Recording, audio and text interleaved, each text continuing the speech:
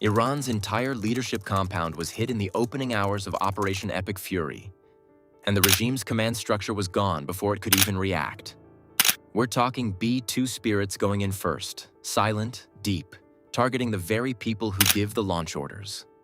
Around 200 US and Israeli jets then fanned out across 24 provinces, hitting missile labs and air defense sites back to back. So let's take a look at exactly how you dismantle a regional military power in under 48 hours, and why speed was the whole point. Most people assume the nuclear sites were the first thing on the target list. That's the obvious answer, right? But that's actually backwards from how the planners thought about it.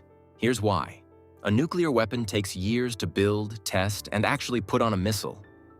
It's a long-term threat, but a Shahab-3 ballistic missile is a right-now threat. Iran can fuel one and get it in the air in just a few hours. So if you're running a 200-jet air campaign out of bases in Qatar, Bahrain, and Kuwait, those missile sites are the thing that can actually shut your whole operation down while it's happening. Nuclear sites can wait 48 hours. Missile sites cannot. So that's the first targeting decision. Go after the thing that can hit back immediately before it gets the chance to. But then you run straight into the next problem, which is that Iran didn't just build these facilities out in the open. They buried them. Deep.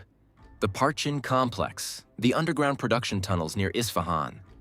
This infrastructure was specifically designed to survive airstrikes. Reinforced concrete, meters of rock and soil on top, the whole thing. And around all of it, Iran placed air defense systems tuned to knock down anything coming in at altitude. So now you have a sequencing problem. You can't send conventional jets into 24 provinces at once without the first explosion tipping off the entire air defense network. In a matter of seconds, radar operators are correlating returns, missiles are coming online, and whatever element of surprise you had is gone. The jets that haven't dropped yet are now flying into a fully alerted system. That's a completely different and much more dangerous situation. This is exactly the problem the B-2 Spirit was built to solve. It flies in without being detected. Not low and slow, not with jamming, just genuinely invisible to radar. And it doesn't carry small bombs. It carries the GBU-57, which is the Massive Ordnance Penetrator. 30,000 pounds. It's specifically designed to punch through hardened underground facilities, the kind Iran built thinking they were untouchable. Parchin wasn't built to survive a GBU-57 dropped by an aircraft nobody saw coming. Isfahan's tunnels weren't either. And here's the thing about hitting the missile labs first. It's not just about destroying the hardware, though that matters. It's about cutting Iran's ability to retaliate during the window when the rest of the strike package is still airborne. Think of it like cutting the power before you go in. Once those labs are gone, Iran loses its main lever for threatening the forward bases the whole operation is running out of.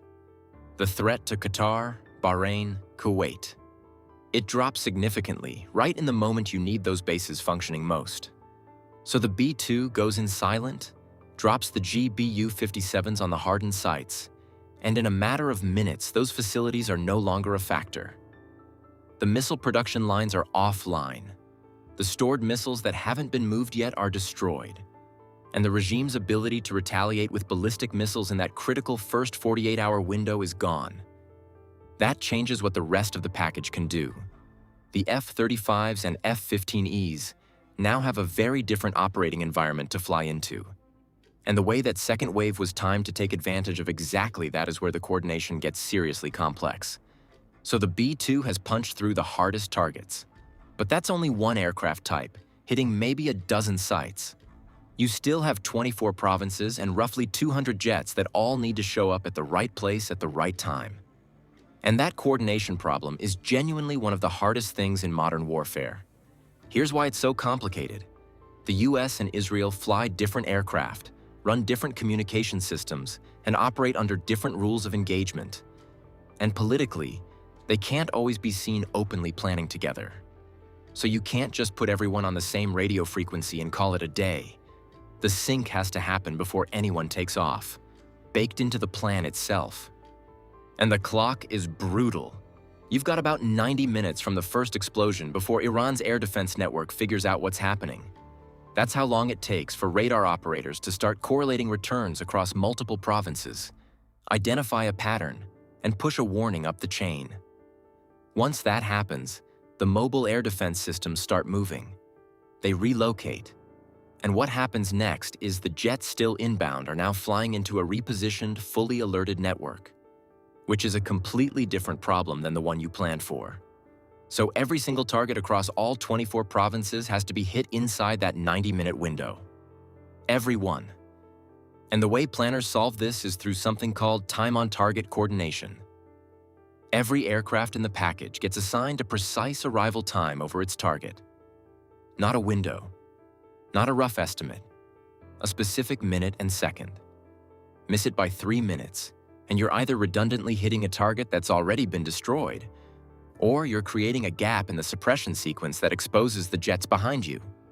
The B-2s go first because they're the only aircraft that can fly through Iran's integrated air defense system without showing up on radar. They hit the leadership compounds and the deepest hardened facilities. That's the decapitation layer, taking out the people who give the orders and the sites conventional jets can't crack. Then the F-35s and F-15Es follow in a second wave timed to arrive right as the air defense nodes the B-2s just destroyed are going offline. So each wave is flying into a slightly more degraded environment than the one before it. It's a rolling suppression. Each hit compounds on the last one. The geographic split between US and Israeli assets matters a lot here too. Israel's F-35Is come in on the eastern corridors, hitting missile storage sites and production facilities in the provinces that are closer to their flight path. US aircraft cover the western and central target sets. You're not deconflicting by altitude or frequency. You're deconflicting by geography. Because you do not want Israeli and American jets sharing the same airspace over Tehran at 2 in the morning. What makes all of this actually work isn't the number of jets or the size of the bombs. It's the sequencing. The B-2 creates the opening. The suppression package widens it. And the strike package floods through before Iran can close it again. Speed here isn't just an advantage. It's the entire architecture the operation runs on. But destroying the command structure and the missile labs doesn't automatically produce the political outcome you're after. And that gap between a clean military success and what actually happens to the regime afterward is where things get genuinely hard to predict. So the real takeaway here isn't about firepower. It's about time. Stealth first, suppression second, mass third. That's the actual formula. And every part of it depends on the part before it working. But here's the thing. Even if every target gets hit perfectly, that doesn't mean the regime collapses. Air power can destroy missile labs, command centers, production facilities. It cannot force a political outcome. The military execution is actually the more straightforward half of this whole equation. What happens next, after the smoke clears, is a much harder problem to solve. If this kind of breakdown is what you're into, hit subscribe. Bye for now.